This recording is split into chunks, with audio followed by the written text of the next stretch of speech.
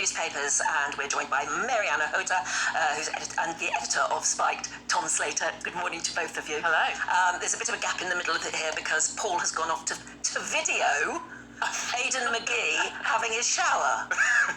There are some extraordinary things you never think you're ever going to say on television, and that's one of them. Marianne...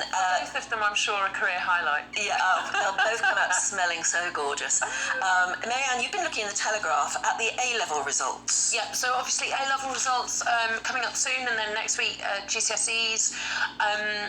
The schools minister, a guy called Will Quince, you may or may not know him. No. He has said... It sounds like a name out of Shakespeare.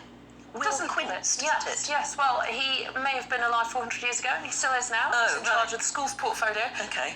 And what he's saying is students should have a plan B, maybe even a plan C, because this year, unlike the last 2 years, kids have gone back to being assessed on exams only. So none of that teacher assessment work that was happening during the lockdown. And so there's also a move to reduce the perceived grade inflation that has happened over the last 2 years. So by next year, they're going to go back to 2019 levels of who gets an A, who gets B, C, D, etc. And so fewer students this year are going to get those top grades, basically, because of the statistics. Which means they won't necessarily get their top choice university. They might not get their top choice university. If they've narrowly missed out on their grades, the landscape looks like they might not be offered sometimes if you needed to get an A and 2 Bs and actually you got an A, a B and a C, then your university might still offer you the place if they've got places on their course. But there are more 18-year-olds in this year, because more people were born 18 years ago. There was a bit of a kind of a birth boom. And lots of students deferred their place during lockdown and went, I'm just going to wait until I can actually go to uni. So there are more kids in the queue waiting to get those places on those courses. So if you narrowly miss out this year, you might not be offered a place on your first choice course. So you could potentially go through clearing. Don't be disheartened. That's a good way to go. Will Quince himself says, I got my uni place through clearing. That's how I met my wife. That's how I ended up going into politics. That's how I've ended up as the schools minister. Nothing bad happened, even though it wasn't what I thought was going to happen. It's always very difficult to say that to an 18. Yeah, exactly. At 18, you want to get into where you wanted to go, and you think that the world has come to an end if you don't get into the university of your choice. That's it. And we've got all us oldies saying, don't worry, it's the best thing that ever happened to me, failing my A-level French or something. Yeah, exactly. And then, of course, there are some people where failing your exams was not the best thing that happened to them. But also, there are lots of different options that you can go forwards with training, with workplace training, with industry-based courses, and getting into the world of work as well. So it's not necessarily all about going to uni. So now... It really isn't. While you're still kind of possibly in that vaguely calm bit and you're not panicking because you've got the piece of paper in front of you going, this is not what you wanted to hear, just sit down, talk to someone you trust, think about your options, and think about what you would like to do, what you would like to explore. I mean, gone are the days where you've got a career for life. Even if you went into something like law or medicine, there's flexibility, and it's all about the skills that you develop, the experience that you have, and I know it's cheesy, but that kind of growth mindset of like, take the failure on the chin, shake yourself down and go, what have I learned from that, what do I do next?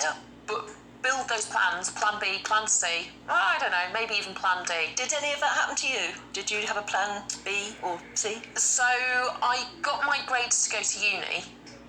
My best friend didn't. She wanted to study vet science and didn't get her grades and ended up studying zoology instead, and is now the head of a research project in Kenya studying wild elephants. See, there you are. What about you, Tom?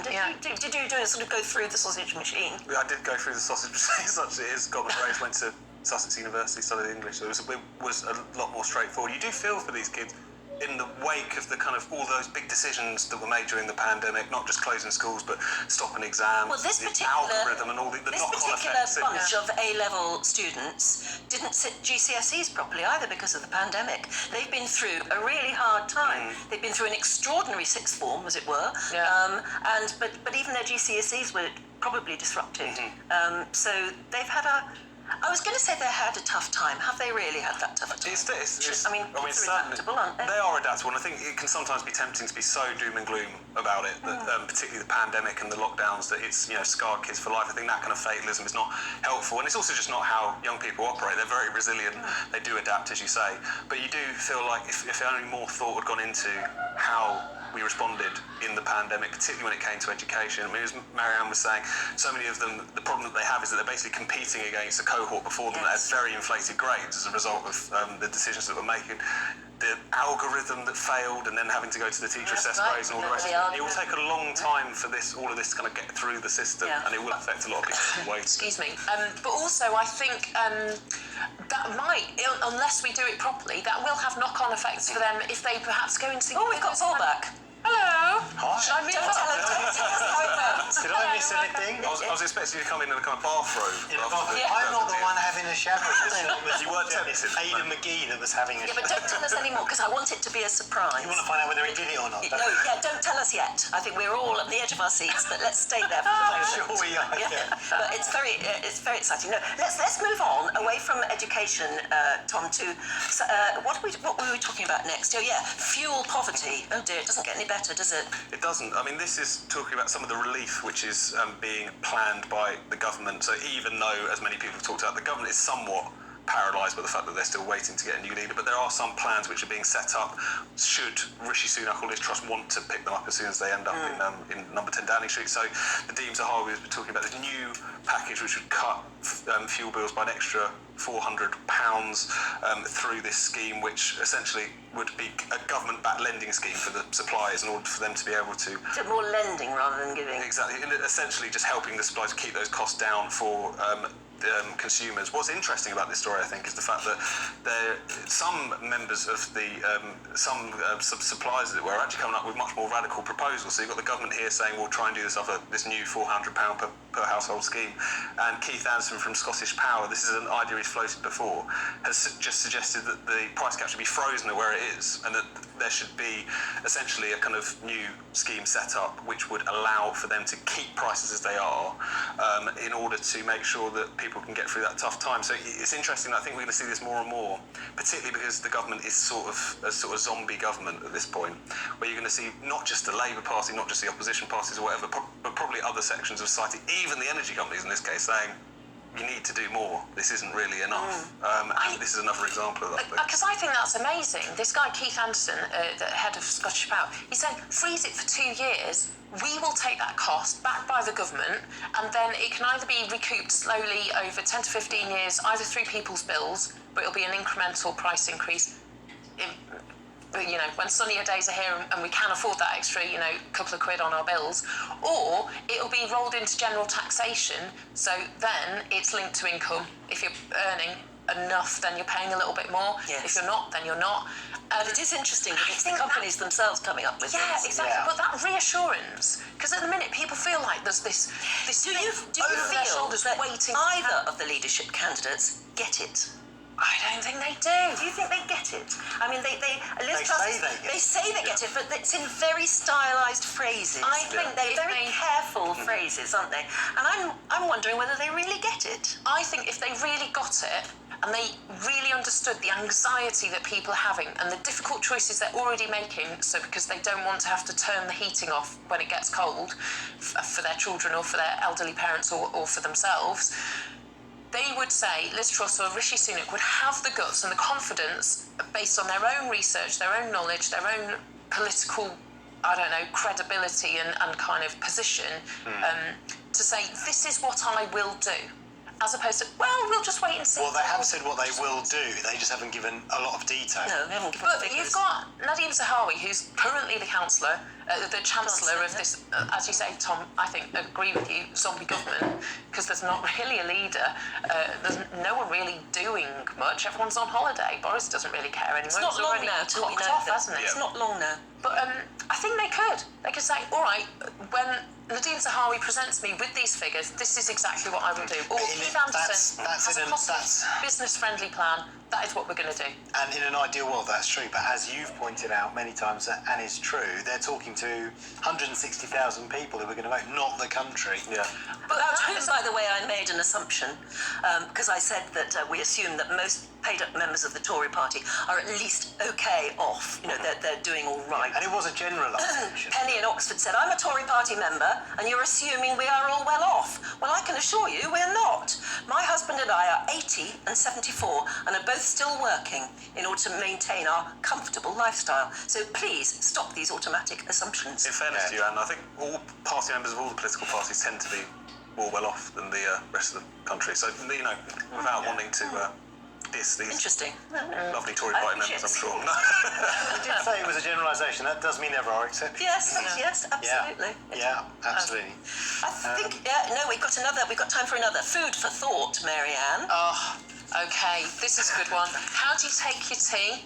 And how, if you had workers, labourers, workmen, plasterers, brickies, whatever, working at your house, would you offer them a cup of tea? If so, how would you make it? Would you assume that it was like a builder's brew? You know, you stew your tea bag, Oh, that's very, yes. give them 7 sugars and a hobnob. Well, you might be wrong. Builders apparently... Right, which Builders trade, apparently- which biscuits, which tea? They only want their tea bag dunked for 10 to 30 seconds. Oh no, you have to stew it. Well, I mean, at that point, you're just showing it to the water and turning it brown, and then you're chucking it away. And we're assuming it's normal tea, not Earl Grey. Yeah, normal tea. None of those herbal jobbies. But you're right, it is very difficult to judge. And a hobnob, please. How you offer For a builder. people their tea. Well, there's a brilliant guy. Because you're making an assumption again, aren't you? Generalising. You are. Plumber, Tony Hewitt, 43, Harrow, North West London. He says he hates it when he's served a strong cup of tea.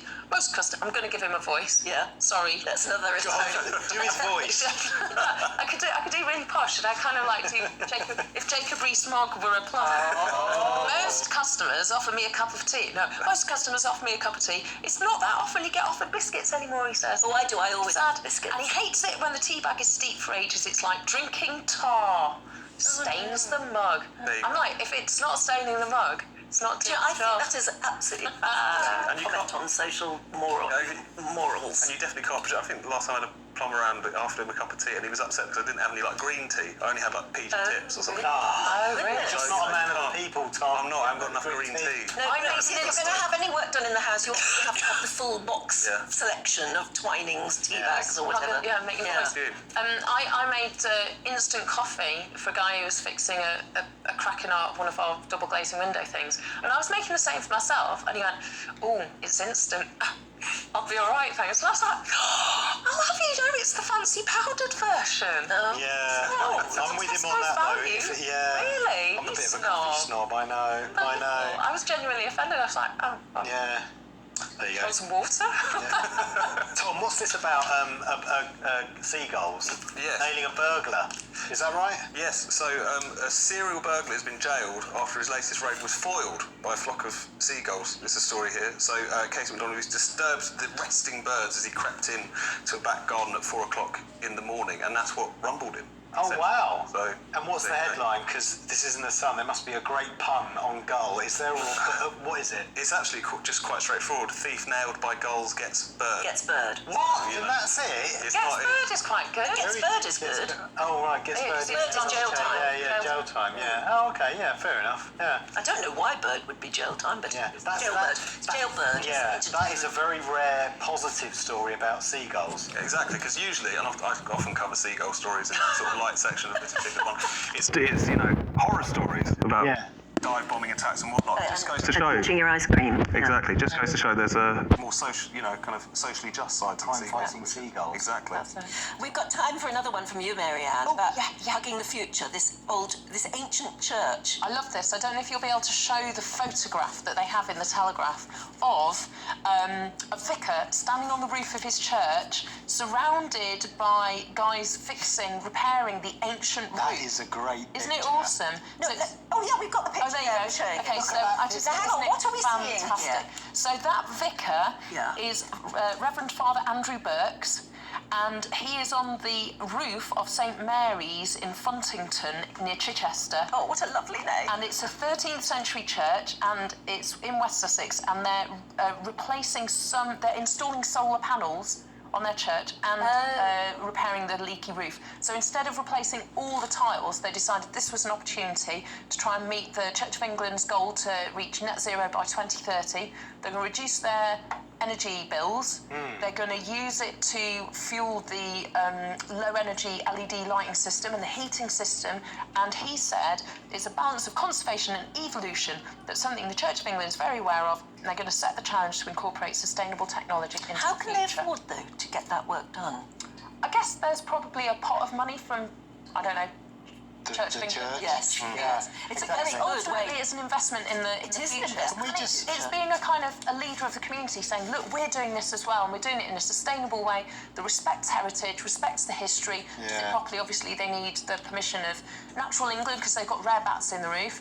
The permission of Historic England because it's an ancient church building. That is a sensational photograph. And, Can we- and it's just Can we put that picture back up, actually, while we're at it? Oh, he's Because blessing the roof I- tile. That's what he's Oh, doing. he's blessing the roof tile, because I thought in the picture he's holding up. I thought he was holding up the Bible, but I think he's the Bible's putting in the his Bible's left in one hand, hand, yeah. and he's blessing the roof I'm tile. not gonna lie, I thought he was taking a selfie when I first saw it. Which, With his yeah, roof. look at me, yeah.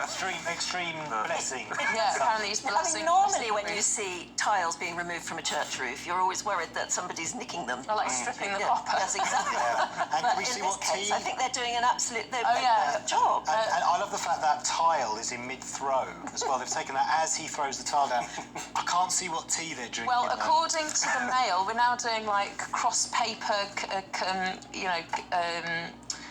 We've combined the two reviews. combination. Thank you. Yeah, roofers, they want 45 to 60 seconds brewing time, and they'd like a digestive plain, not chocolate. This is very Right, specific. okay. I must I know. A tool station asks 2,000 people, so you Fair know. enough. Okay, well, look, chaps, thanks very much for cheering us up. It's nice to have Very well. good things to talk about, some upbeat things to talk about as well.